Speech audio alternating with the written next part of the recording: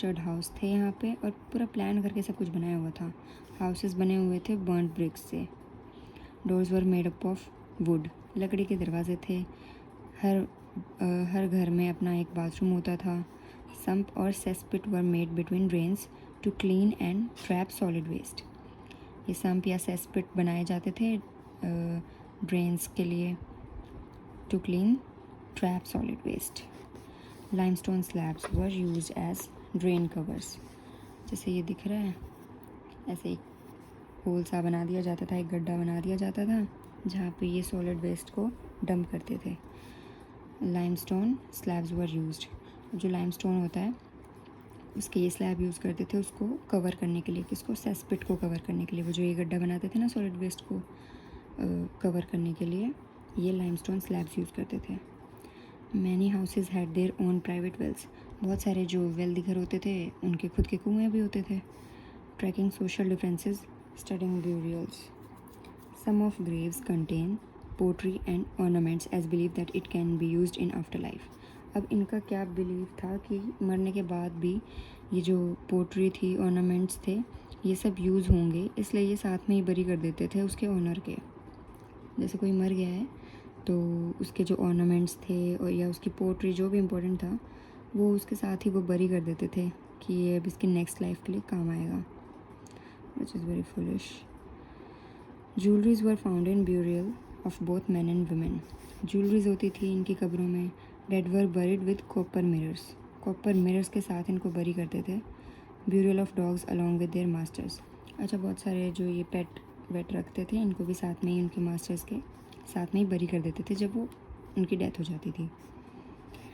Ornaments consisting of 3 shell rings, a jasper bead and 100 of micro beads was found near the skull of a male at Harappa. ये यहाँ पे ऐसा कुछ मिला था, याद रखना है, ये थोड़ा पिक्चर देख के समझ आएगा। अब हम करते हैं, यहाँ पे थोड़ी प्रॉब्लम है इसको करने में। ठीक है, ऐसे ठीक है। तो ये क्राफ्ट प्रोडक्शन देख लेते हैं। चन्हू दारों में devoted to craft production including bead making, यहाँ पे बीड बनाते थे, ये शेल्स बनाते थे, cutting, metal working, seal making and weight making. तो ये वेट्स होते हैं ना, पहले वो पत्थर वाले, तुमने देखा होगा मार्केट में पत्थर वाले वेट्स यूज़ होते हैं, तो वो भी यूज़ करते थे ये लोग। ये कहाँ दिखा था हमें? चन्हू दारों में। ये भी एक इम्पॉर्टेंट साइट थी। यहाँ क्या था? चन्हू दारों में कोई सिटाडेल था ही नहीं, पढ़ा था ना पीछे वाले पेज पे।